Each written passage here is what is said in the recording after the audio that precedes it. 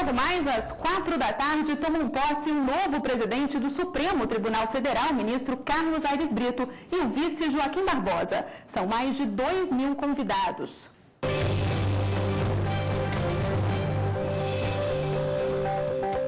Está quase tudo pronto para as posses do presidente e vice-presidente do Supremo Tribunal Federal. Os ministros Carlos Aires Brito e Joaquim Barbosa serão empossados às 16h no plenário da Suprema Corte. Além dos ministros do STF, devem estar presentes ministros dos tribunais superiores e demais instâncias do Judiciário e convidados para a cerimônia. Aqui a imprensa já começa a se posicionar para a cobertura do evento. Os equipamentos para a transmissão estão sendo instalados e testados. Os jornalistas não terão acesso à cobertura dentro do plenário. O acesso será permitido apenas aos repórteres fotográficos. Já as câmeras deverão ser posicionadas exclusivamente em um tablado montado em frente à bancada dos ministros, não sendo permitido qualquer deslocamento lateral durante a cerimônia. A solenidade será transmitida em tempo real por telões para os profissionais da imprensa e para o público externo. A TV Justiça, emissora oficial do Judiciário, vai transmitir a posse na íntegra e ao vivo em alta definição, inclusive pela internet. Mais de 100 profissionais da TV estarão envolvidos na cerimônia de posse. Os ministros Aires Brito e Joaquim Barbosa foram nomeados para o Supremo Tribunal Federal em 2003 pelo presidente Luiz Inácio Lula da Silva. Veja agora o perfil de cada ministro. O ministro Carlos Aires Brito nasceu em Propriá, no Sergipe, em 1942. Formado em Direito pela Universidade Federal de Sergipe em 1966, fez pós-graduação e mestrado.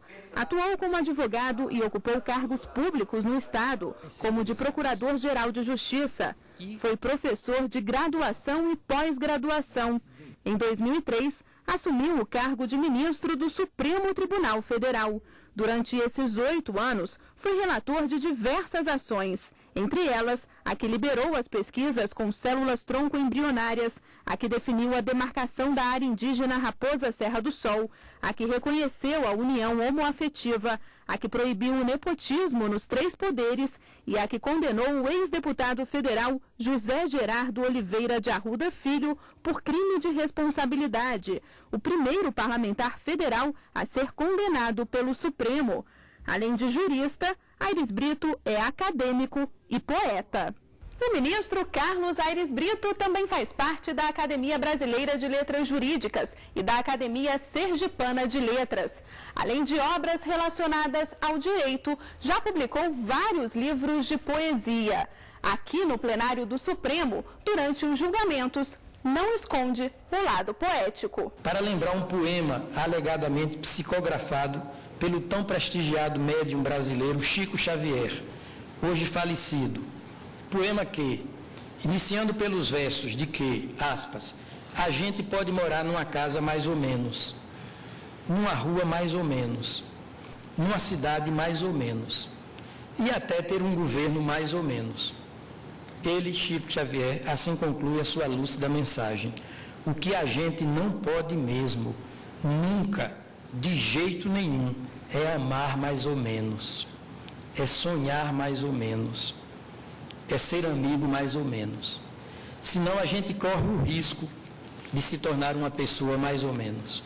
A gestão de Carlos Aires Brito terá na vice-presidência o ministro Joaquim Barbosa. Mineiro de Paracatu, concluiu o ensino médio em colégio público e se formou em Direito na Universidade de Brasília, onde também fez um curso de mestrado.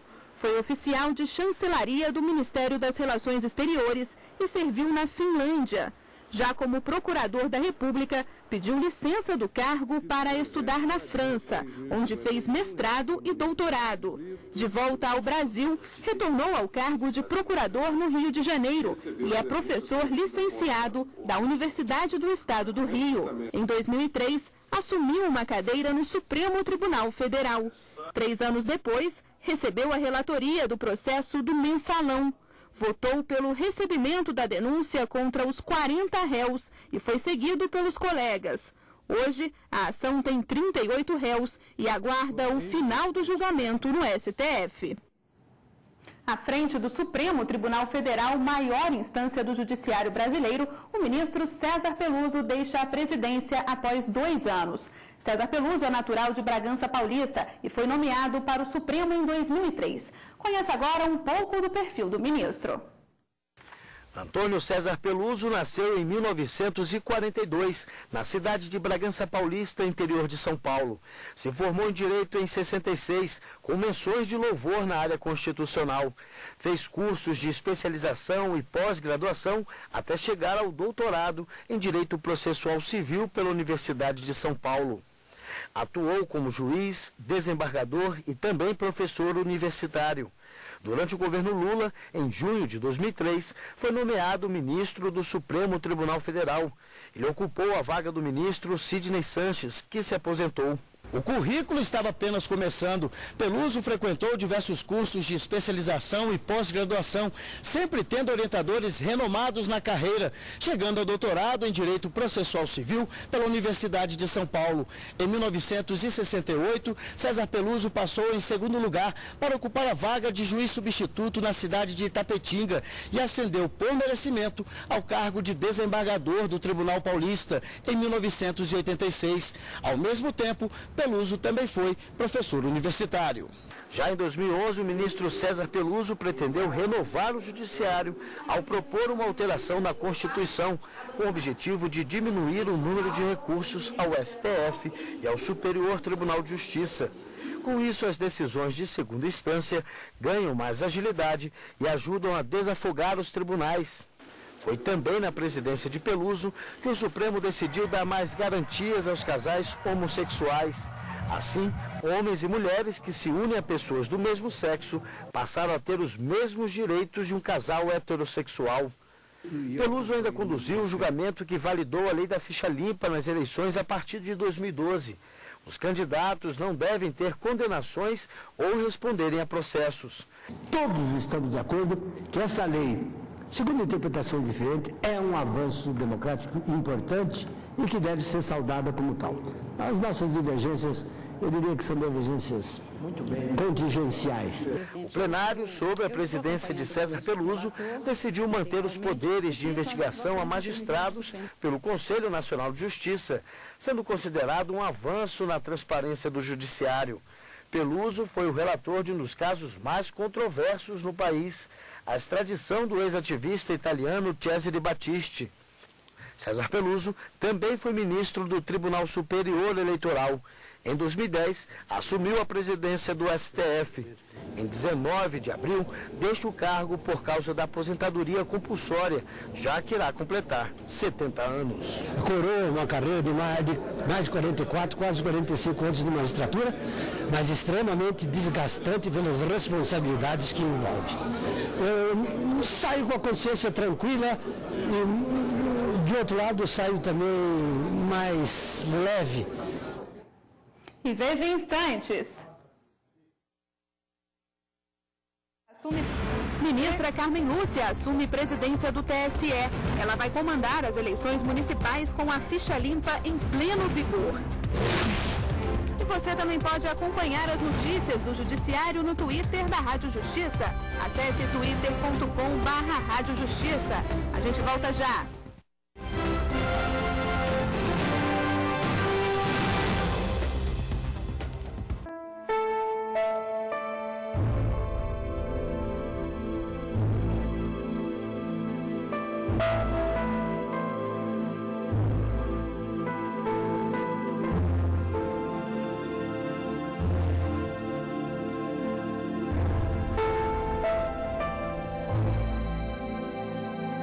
A sua figura era tão cativante que os jovens advogados, as pessoas que acompanharam a vida do tribunal no passado, começavam, onde muitos colegas terminavam suas carreiras, logo se tornaram muito ligados a ele.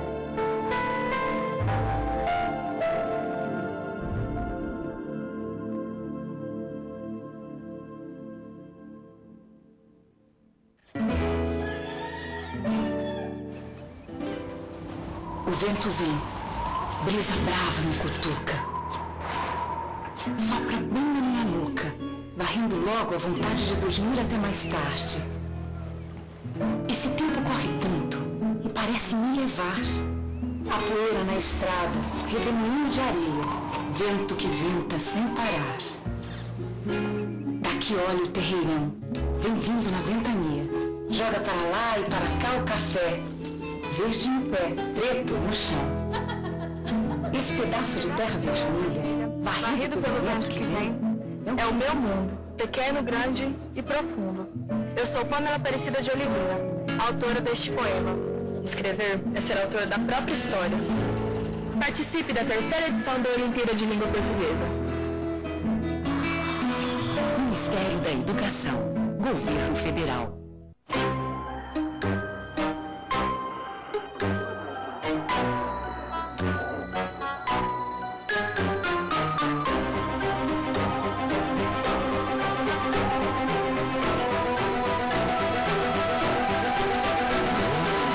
Se engane, tem coisas que seu filho não está preparado para ver. Confira sempre a classificação indicativa. Ministério da Justiça, Governo Federal.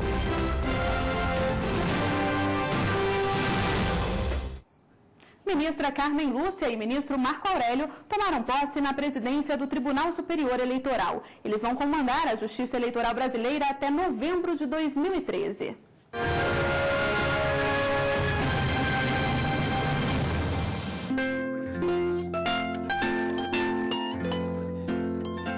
A cerimônia foi conduzida pelo ministro Ricardo Lewandowski, que ocupou a presidência do TSE no biênio 2010-2012.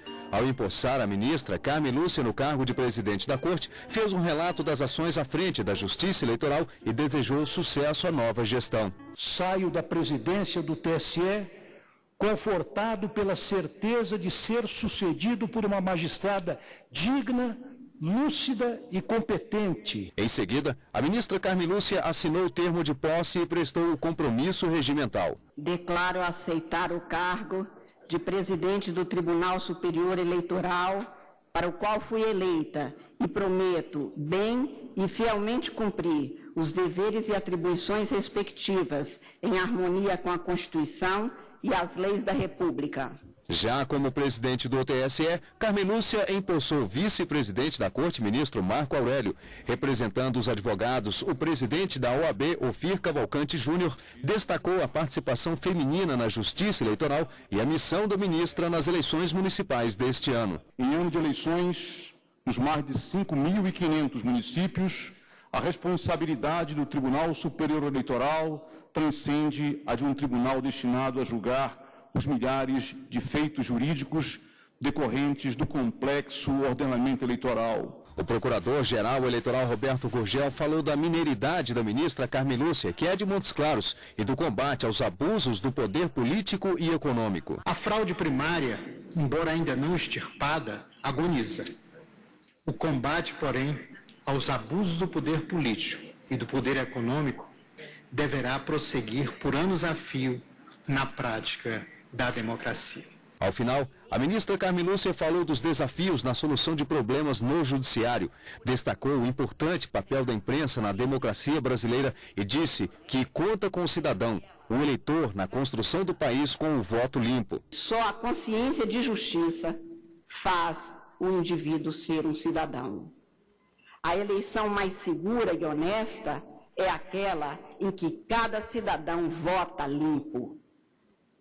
Como o rio, que por mais caudaloso que seja, não garante o barco, nem transporta o ribeirinho que não deixa a comodidade da margem, também o direito mais bem elaborado não realiza a justiça se o cidadão não chamar a si a responsabilidade de fazer valer a lei para construir a sua história segundo a sua ideia do justo. Ao final da solenidade de posse, a ministra Carmen Lúcia e o ministro Marco Aurélio receberam os cumprimentos de familiares, representantes de todo o judiciário, do legislativo, de governadores de estado e da presidente Dilma Rousseff.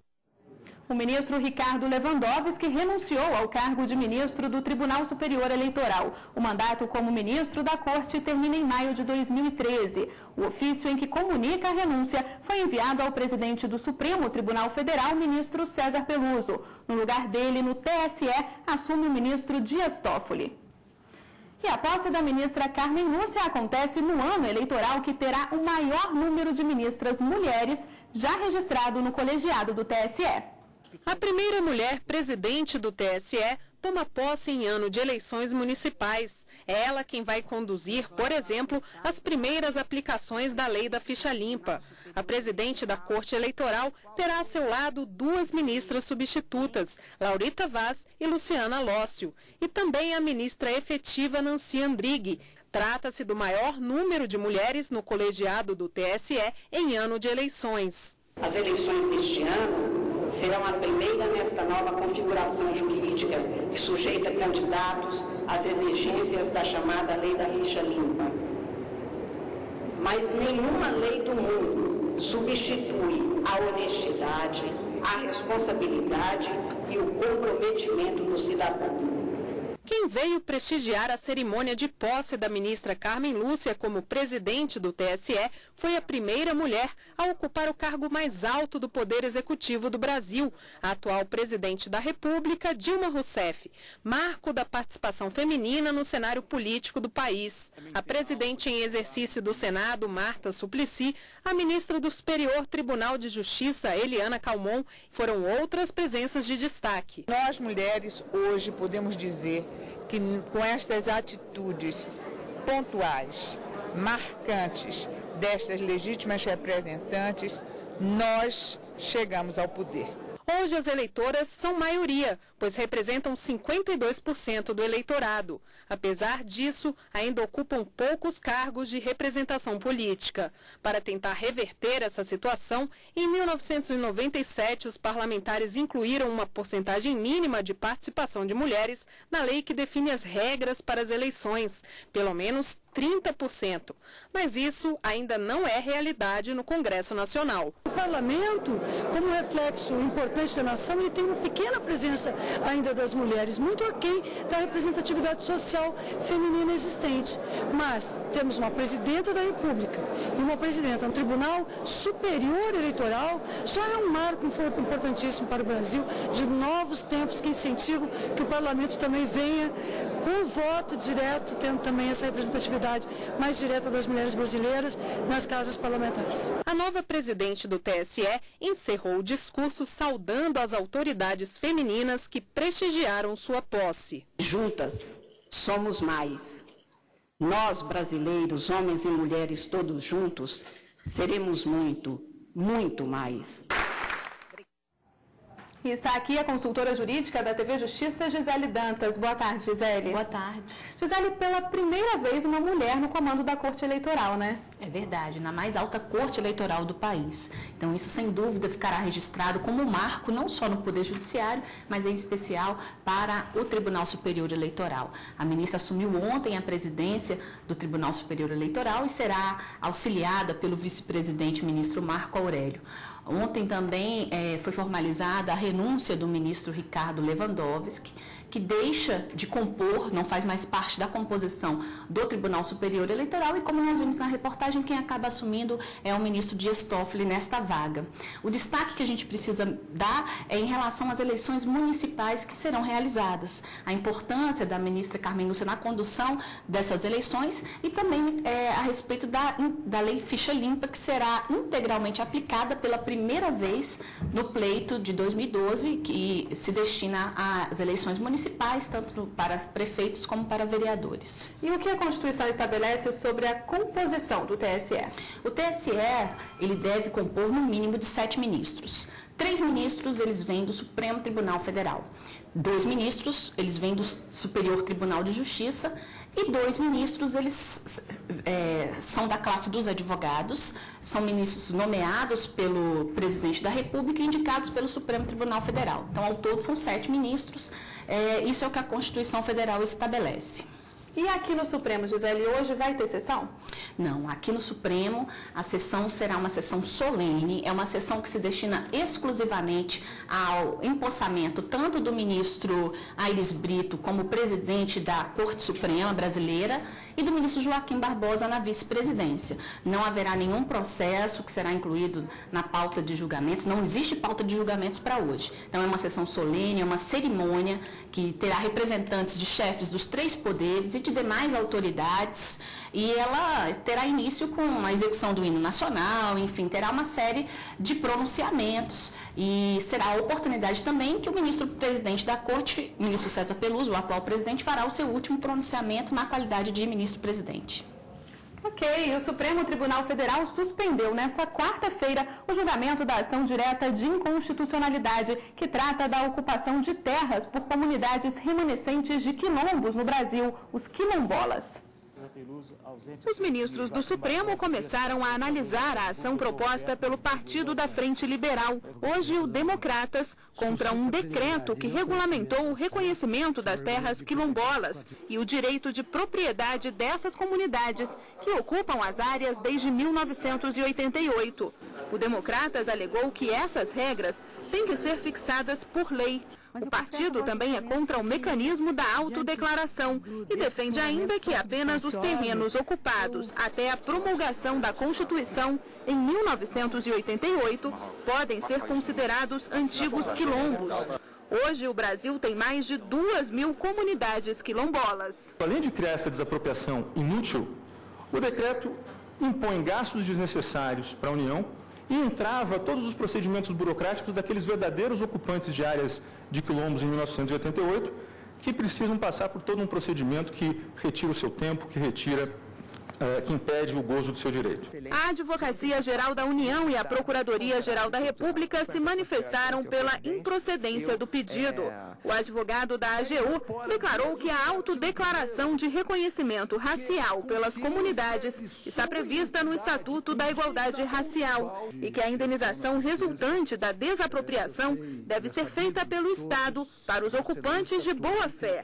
Segundo o advogado-geral da União, cerca de 110 títulos já foram emitidos pelo Estado, beneficiando 11.000 famílias. Não existe da parte do decreto qualquer violação à regra, à necessidade prévia de lei. Primeiro que lei não é necessária, não é indispensável para a execução desse comando.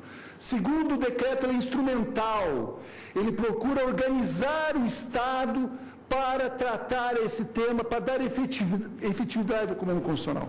O relator do caso, o presidente do STF, ministro César Peluso, votou pela procedência do pedido, declarando a inconstitucionalidade do decreto, mas defendeu que as comunidades que ocupam as terras antes de 88 mantenham os títulos de posse.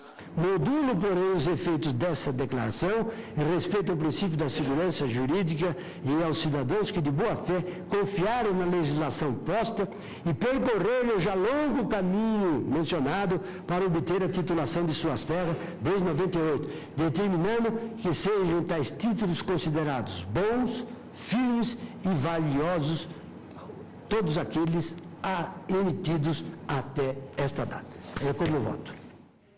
Gisele, então, até conseguir o documento de propriedade, a comunidade quilombola percorre um longo caminho, né? Isso, inclusive, foi o que o ministro César Peluso mencionou ao proferir o seu voto, que eles, na verdade, percorrem uma verdadeira via crucis, utilizando as palavras utilizadas pelo próprio ministro. Realmente, existe uma etapa, uma série de etapas que devem ser percorridas, previstas no decreto, até que esse documento, o título de propriedade, efetivamente, o registro dessa propriedade seja efetivado. Inclusive, com a participação do Instituto Chico Mendes, Fundação Cultural Palmares, o próprio INCRA participa, o IFAM. Então, realmente há uma série de procedimentos, de acordo com o decreto, que deve ser observado. O ministro chegou a destacar que o primeiro documento expedido, inclusive, ele só foi possível de ser concretizado 7 anos após a promulgação. Então, não é um procedimento tão rápido. E qual é a inconstitucionalidade apontada pelo ministro? O ministro entendeu que somente uma lei deveria efetivamente ter regulamentado essa matéria e que não seria necessário, não cabe a desapropriação de terras públicas e, por essa razão, votou pela procedência da ação, pela inconstitucionalidade do decreto. Gisele, explica pra gente qual foi a proposta do ministro em relação aos efeitos da decisão. O ministro, ele se utilizou de uma prerrogativa prevista na lei, que prevê a possibilidade de que o Supremo Tribunal Federal module os efeitos da decisão. O que significa isso? A partir do momento que o Supremo declara a constitucionalidade ou a inconstitucionalidade de um determinado dispositivo, ele pode determinar também a partir de quando valeria aquela inconstitucionalidade. A proposta do ministro foi no sentido de que todos os títulos emitidos até então permanecessem válidos e a inconstitucionalidade valeria a partir da decisão para frente. Ok, Gisele, muito obrigada pelas explicações. Uma boa tarde. Boa tarde. E você vai ver em instantes. A quarta reportagem da série sobre os 220 anos da morte de Tiradentes. E as novidades da TV Justiça também estão no Twitter. Acesse twitter.com/TV_Justiça. Até já!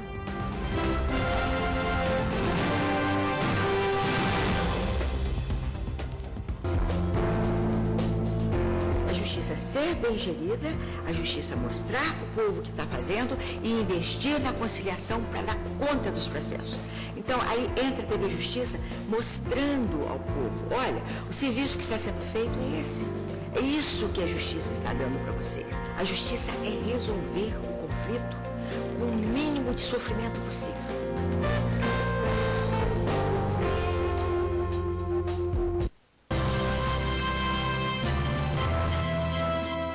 O Tribunal Superior do Trabalho está em todas as redes sociais.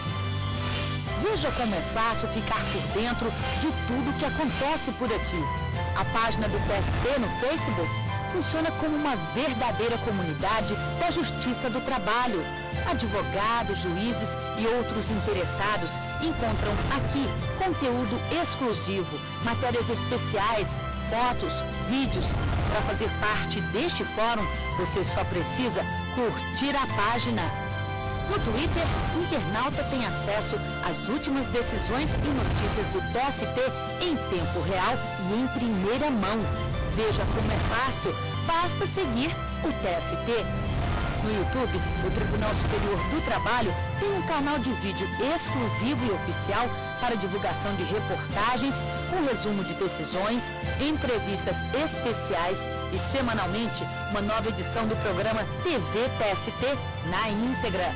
Aqui você pode se inscrever para ficar sabendo no seu e-mail das últimas novidades. É a notícia do trabalho 24 horas no ar. TST, o Tribunal da Cidadania, da Justiça Social.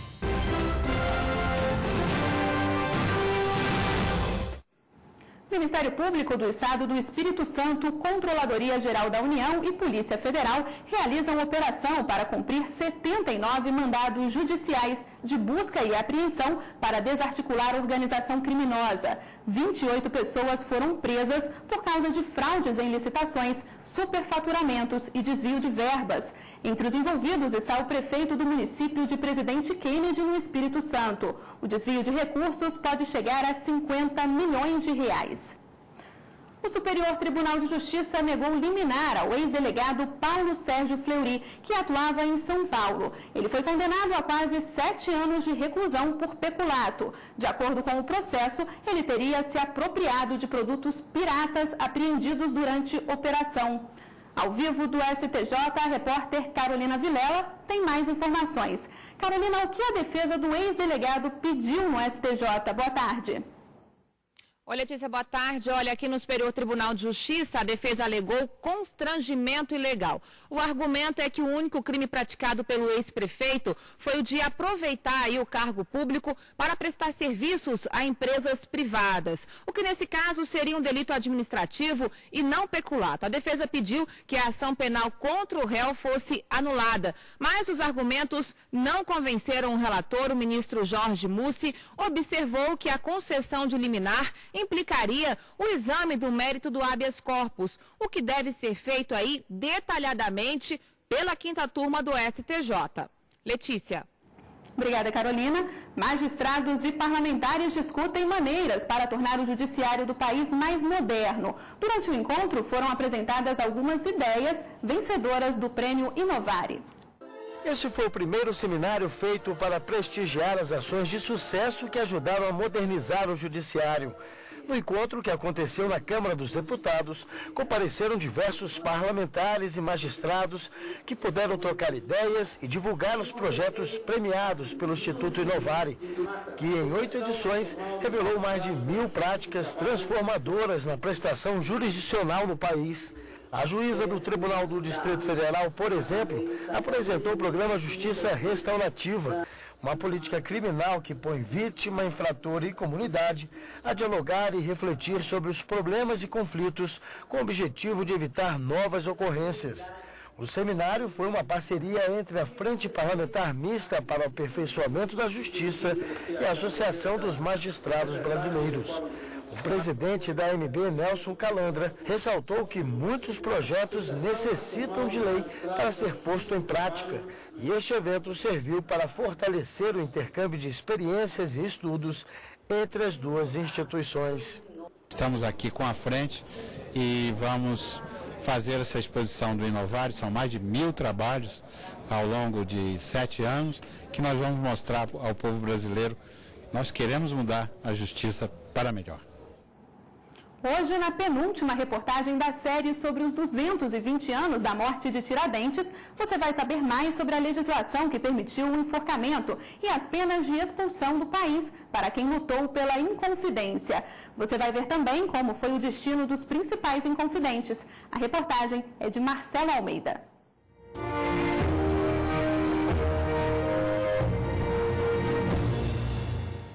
A Inconfidência Mineira foi uma das inúmeras manifestações de insatisfação com a coroa portuguesa no então Brasil Colônia. É isso que o Brasil precisa ser. É isso que nós vamos fazer no Brasil. Isso é república. Isso é a democracia. É o paraíso. A Inconfidência Mineira, como a sedição de Vila Rica, como a sedição de Pitangui e outros movimentos anteriores à Inconfidência, não foram movimentos de brasileiros contra portugueses, e sim movimentos de brasileiros e portugueses, muitos portugueses, contra o absolutismo reinol e, vamos dizer a verdade, também contra a cobrança escorchante dos tributos da época. Mas os inconfidentes foram punidos por uma legislação vigente em Portugal na época e conhecida como Ordenações Filipinas. O crime era denominado lesa majestade, com uma previsão legal realmente dura. Lesa majestade quer dizer traição cometida contra a pessoa do rei ou seu real estado, que é tão grave e abominável crime que os sabedores tanto estranharão que irão comparar à lepra, porque assim como esta enfermidade enche todo o corpo, sem nunca mais poder curar. Já bem que estava no século XVIII, né? E as ordenações, do ponto de vista, né, da parte penal, criminal, era considerada a legislação do terror. Era o direito penal do terror. As penas para esse tipo de crime previam morte cruel e o confisco de bens. Foi o que aconteceu com os inconfidentes. Está registrado aqui, nos autos da devassa. 11 réus foram condenados à morte, mas a maioria deles teve a pena reduzida graças à Carta Régia. Quando a rainha I, Maria I, recebe a notícia da rebelião, e provavelmente instruída pelos seus ministros, que eram homens de grande inteligência, ela manda fazer o processo, fala que eles sejam condenados, e ela escreve, isso já vem numa carta pré-escrita, tá? Ela dá, na verdade, à alçada o poder de comutar a pena em nome dela. E o que aconteceu? 11 condenados à forca. Quantos foram os enforcados? 1. Portanto, 10 receberam a comutação da pena de morte, trocada pela pena de degredo para a África.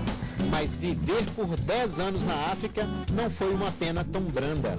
O degredo para a África, para pelo menos 3 deles, foi fatal, porque chegando lá encontraram lepra, varíola, doenças com as quais os corpos e os organismos não estavam habituados. Os mais fracos morreram nos primeiros meses de degredo. Os restos mortais dos inconfidentes foram recuperados e colocados em uma sala especial no Museu da Inconfidência, em Ouro Preto. Aqui está, inclusive, a ossada do poeta Cláudio Manuel da Costa, que não se sabe se ele foi morto ou se matou na prisão. Dos que sobreviveram à pena de degredo, pelo menos 3 conseguem retomar postos de destaque. José Rezende da Costa Filho, depois de 10 anos na África, voltou para Lisboa e se tornou secretário de prestígio do príncipe herdeiro ao trono português. Álvares Maciel chega a ser comandante de um destacamento militar na África. E o poeta inconfidente Tomás Antônio Gonzaga se casou com a herdeira de um negociante de escravos na África e voltou a ter prestígio, agora associado à riqueza material. Nenhum deles, no entanto, consegue retomar o crime de revolta contra a coroa portuguesa que os destaca hoje na história do Brasil.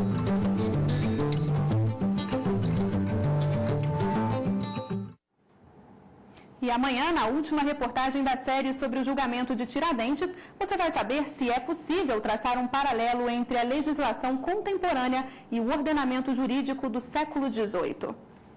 E nós ficamos por aqui. Outras notícias do Judiciário no Jornal da Justiça, segunda edição, às 6h30 da noite. Uma boa tarde para você.